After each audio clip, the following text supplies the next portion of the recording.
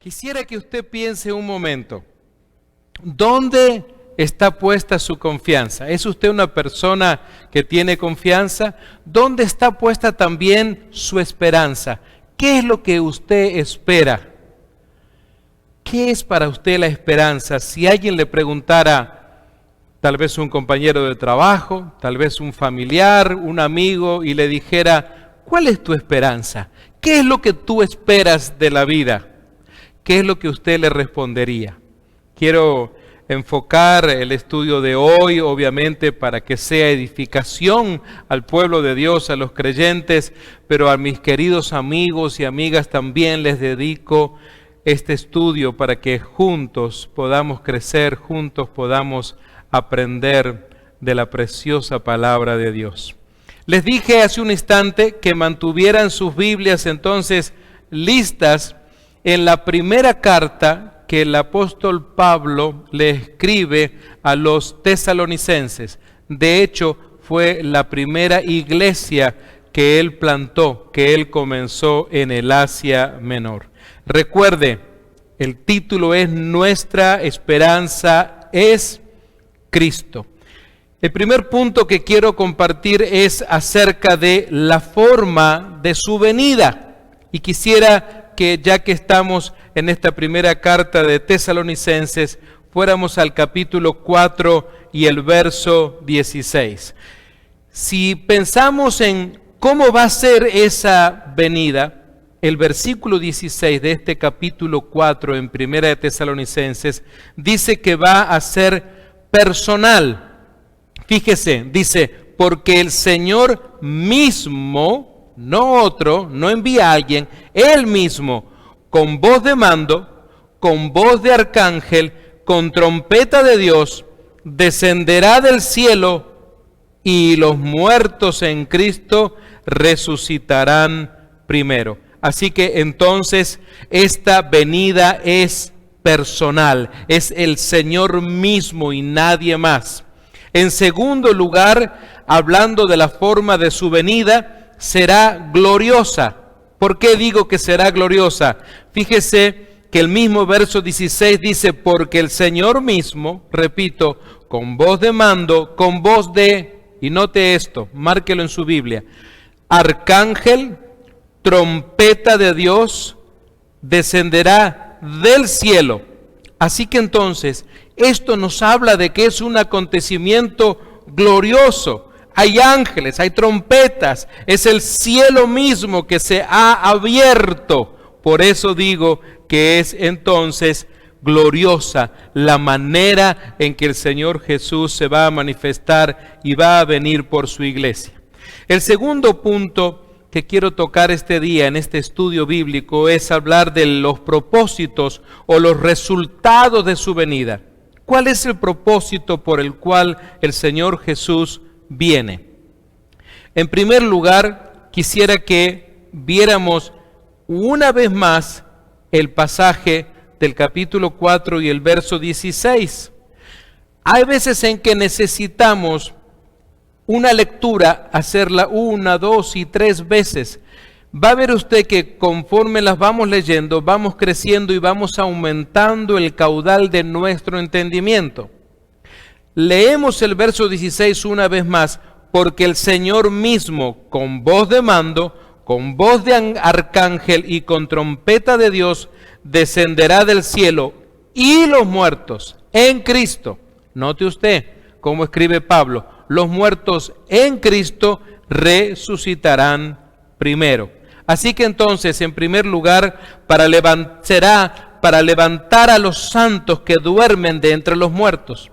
Ese es el primer propósito que comparto en este estudio bíblico. Es el hecho de viene a levantar a los creyentes, a los muertos en Cristo, a los santos que en ese momento estarán durmiendo, estarán en los cementerios, en donde sea, entre los muertos.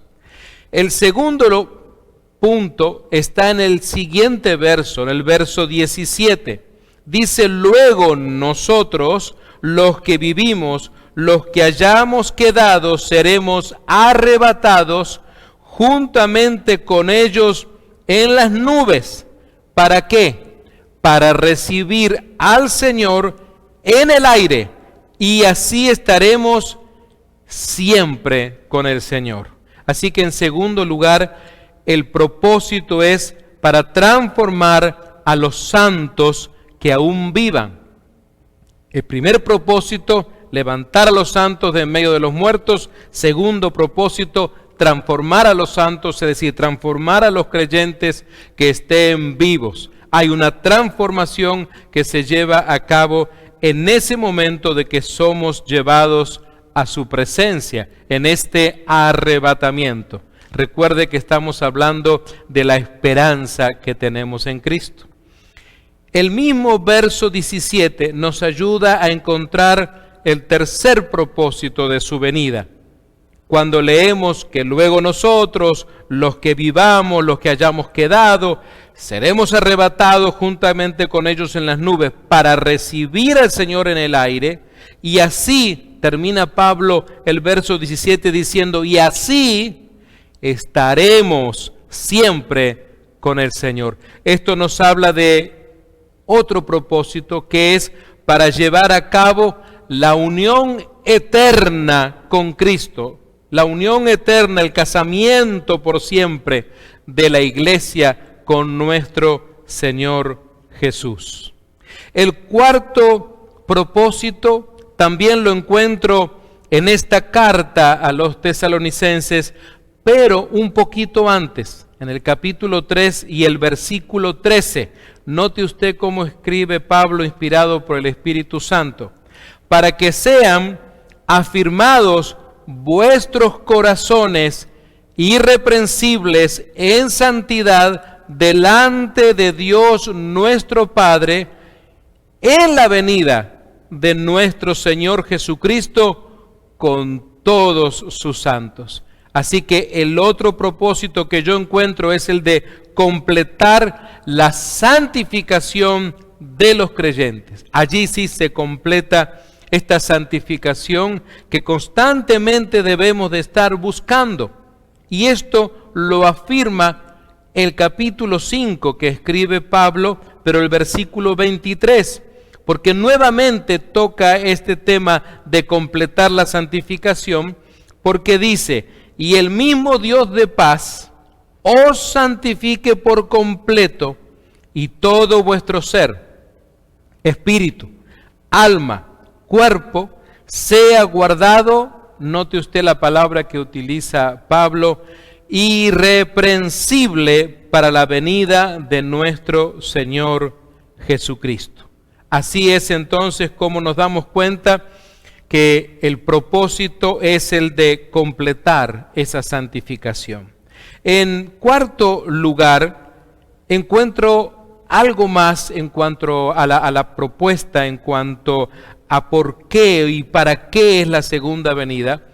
Un poquito antes, en el capítulo 2, siempre la misma carta de Tesalonicenses.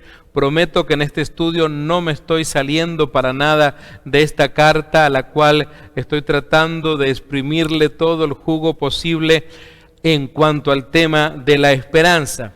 Miren ustedes cómo dice Pablo en el capítulo 2 y el versículo 19.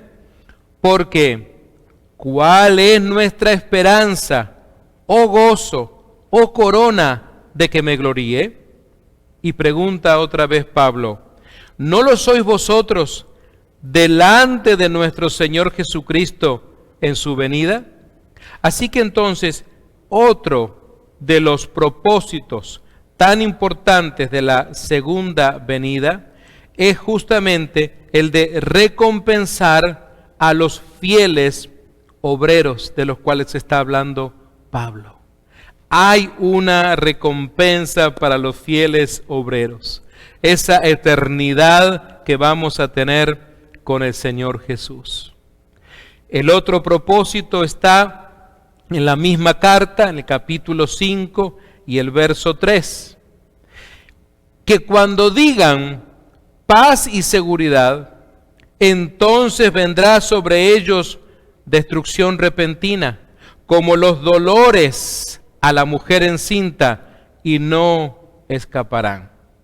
En este tiempo estamos seguramente experimentando un poco este asunto de los dolores de parto.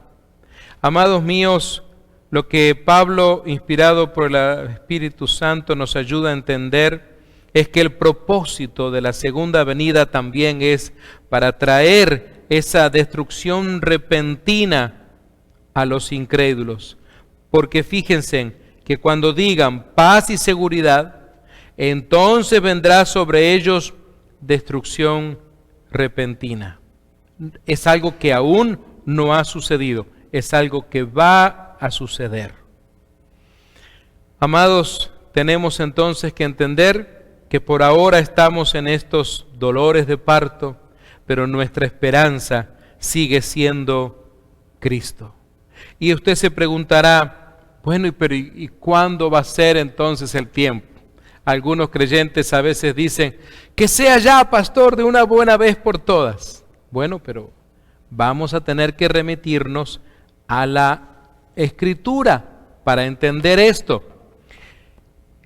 Tenemos que entender entonces otro propósito importante, que es el tiempo de su venida. En primer lugar, quisiera que lea conmigo el capítulo 5, siempre de esta primera carta de Tesalonicenses, los 2 primeros versos.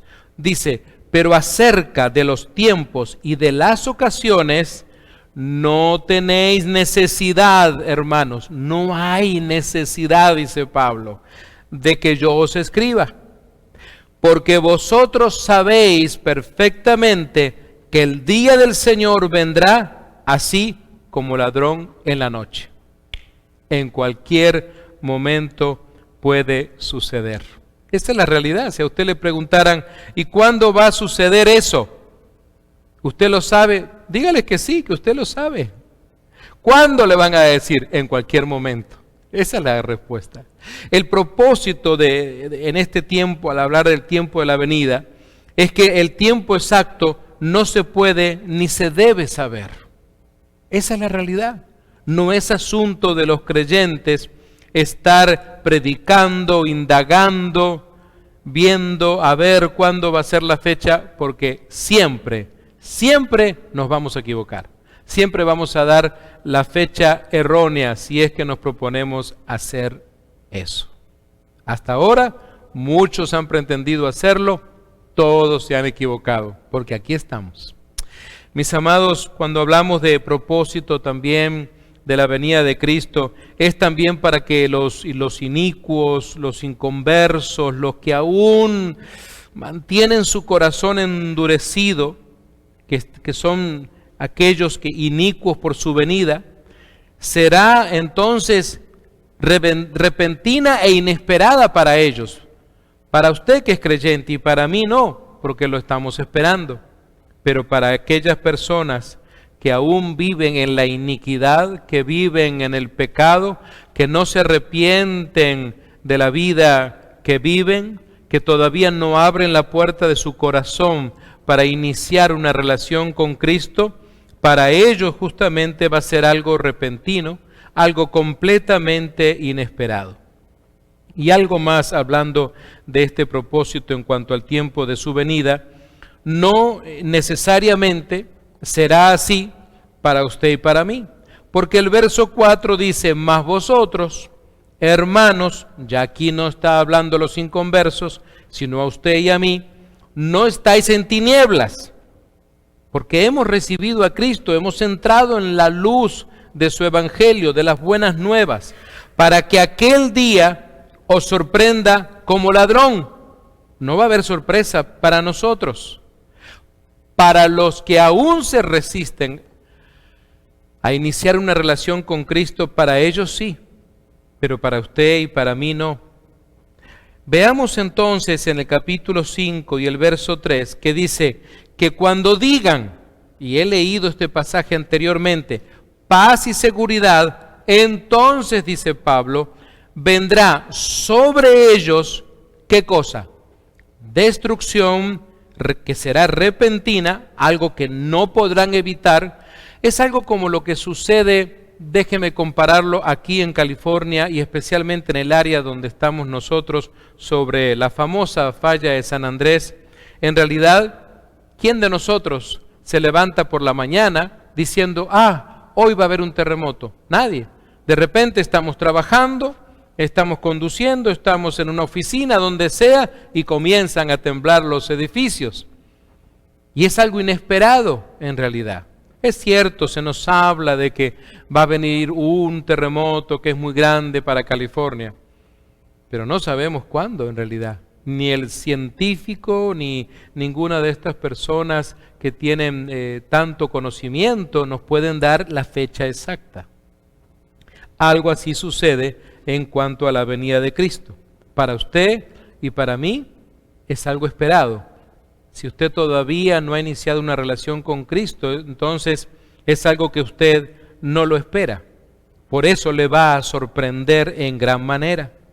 Así que fíjense en ustedes que otra de las cosas que vamos a encontrar nosotros, hablando del tiempo de su venida, será cuando la maldad abunde en la tierra.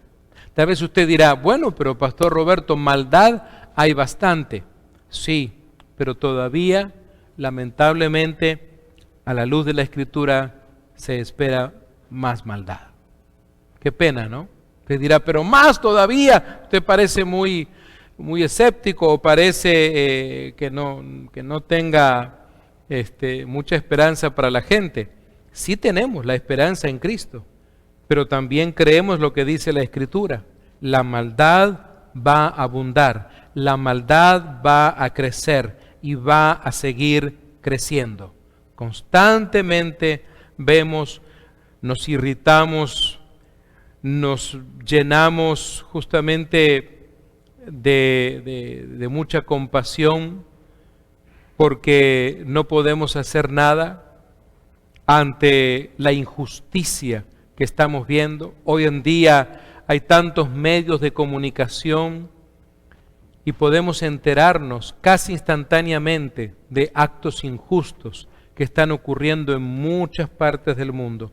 Pero no obstante eso, todavía va a haber más maldad. Esa es una realidad. Así que mi amigo y mi amiga, no espere más. No retarde esa cita divina. El Señor está listo. Usted es el que necesita ya abrir esa puerta de su corazón. Quisiera llevarles a la última parte de este estudio, y para eso quisiera que fuéramos al capítulo 1 y el versículo 10. Noten ustedes que ahora quiero hablar de la actitud de la iglesia hacia su venida. ¿Qué actitud tenemos nosotros, los creyentes, ante la segunda venida de Cristo? El verso 10 del capítulo 1, Pablo dice, y esperar de los cielos a su Hijo, al cual resucitó de los muertos, a Jesús, quien nos libra de la ira venidera. La iglesia, el cuerpo de Cristo, está esperando ansiosamente desde los cielos la venida del Hijo de Dios. Y el verso 13 del capítulo 4, siempre en la primera carta de Tesalonicenses, dice, tampoco queremos, hermanos y hermanas, que ignoréis acerca de los que duermen, para que no os entristezcáis, no se pongan tristes, no se llenen de depresión, como los otros que no tienen esperanza. Como los otros, los inicuos, los inconversos, los que todavía resisten a Cristo, que no tienen esperanza. La actitud entonces de la iglesia no debe de estar ignorante al respecto, ni andar ligeramente descuidando su santidad. Constantemente debe de estar cuidando su testimonio, constantemente debe estar preparada. Es como la novia, que ya faltan horas o minutos para ese acontecimiento, para entrar al templo, al lugar que sea, para su boda. Y entonces, desde la mañana muy temprano, de la noche anterior, ya comienza a hacer los preparativos. La iglesia debe de estar así. esa es la ilustración que justamente tomamos, así como una novia que se prepara para las bodas. De la misma manera, la iglesia constantemente se está preparando para esas bodas. El único detalle es que la novia, la iglesia, no sabe la fecha. Veamos entonces el versículo 18 del capítulo 4. Dice Pablo: por tanto, alentaos los unos a los otros con estas palabras. ¿Qué es entonces la actitud de la iglesia? ¿Qué debe estar haciendo la iglesia? Bueno, la esperanza con la cual confortar los unos a los otros en las tribulaciones. Eso debe de estar haciendo la iglesia, el cuerpo de Cristo. Los creyentes tenemos que estar mutuamente motivándonos para la segunda venida de Cristo, cuando seremos arrebatados. Luego quiero que vaya al capítulo 5 y verso 6. Recuerde que estamos viendo ahora cuál es la actitud de la iglesia ante la venida de Cristo. Dice Pablo: por tanto, no durmamos como los demás, sino velemos y seamos sobrios. Velemos y seamos sobrios. Así que entonces, iglesia, cuerpo de Cristo, tienes que estar esperando y velando. Tú que eres la novia, tienes que estar preparada constantemente. Así también otra ilustración es como el soldado que está haciendo su trabajo y no se puede dar el lujo de dormir. Tiene que estar preparado constantemente, custodiando el lugar donde está trabajando. La iglesia del Señor Jesucristo tiene que estar constantemente a la expectativa de la venida del Señor, y mientras tanto, en obediencia a la palabra, cumplir con todo lo que se le demanda. Y finalmente, amados, quiero terminar dando lectura al capítulo 5 de esta carta a Tesalonicenses, y permítame leer el verso 4 hasta el 8, porque Pablo entonces dice: mas vosotros, hermanos, no estáis en tinieblas. Creyentes, recibamos esta palabra: no estáis en tinieblas. Y usted debería decir amén, para que aquel día os sorprenda como ladrón. Nosotros no podemos decir, como dicen en inglés, oops, surprise. No hay ninguna sorpresa para nosotros, porque la esperamos. El versículo 5 dice: porque todos vosotros sois hijos de luz e hijos del día. No somos de la noche ni de las tinieblas. Ahí también alguien debería decir amén a eso. Tiene mucha razón Pablo. Entonces, teniendo en cuenta lo que Pablo acaba de decir, él dice: por tanto, no durmamos como los demás. Este es un tiempo donde no podemos aflojar. Este es un tiempo donde no podemos enfriarnos ni entibiarnos. Este es un tiempo donde no podemos dar lugar al desánimo ni a ningún tipo de depresión, a nada. Usted debe de reprender eso en su vida. Fíjense: por tanto, no durmamos como los demás, como aquellos que todavía se resisten, sino velemos. Insiste una vez más el apóstol Pablo: y seamos sobrios, estemos alertas, pues los que duermen, de noche duermen, y los que se embriagan, de noche se embriagan. Es decir, siempre están en las tinieblas. Pero nosotros, hermanos y hermanas, ustedes que me están escuchando este día, nosotros que somos del día, dice: seamos sobrios, habiéndonos vestido con la coraza de la fe y del amor, y y cierra el apóstol Pablo diciendo: con la esperanza de salvación como yelmo, como nuestra protección. Esta es la esperanza de los creyentes. la esperanza de esa salvación. Sabemos los creyentes que la sangre que el Señor Jesús derramó en la cruz del Calvario fue para comprarnos, fue para salvarnos, para rescatarnos.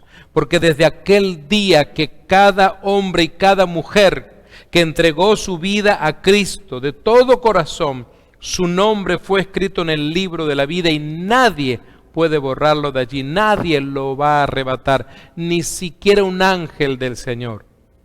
El creyente tiene esa seguridad. Por eso es que el cristiano y la cristiana tienen esperanza de su salvación. No es una esperanza efímera, no es una esperanza en algo desconcertante, no es una incertidumbre, sino todo lo contrario. Tenemos la certeza de nuestra salvación y tenemos la certeza del regreso de Cristo Jesús para levantar y llevar a su iglesia, y esa es nuestra esperanza. Mi amigo y mi amiga, ¿usted tiene esa esperanza? Si usted no tiene esa esperanza, mi amigo y mi amiga, es porque aún no ha abierto su corazón, porque aún todavía usted no ha hablado con Dios para decirle: querido Dios, te entrego mi vida. Señor, me arrepiento de mis pecados. Te suplico que escribas mi nombre en el libro de la vida. Te pido perdón. Recibo también tu Espíritu Santo y te doy gracias por la salvación.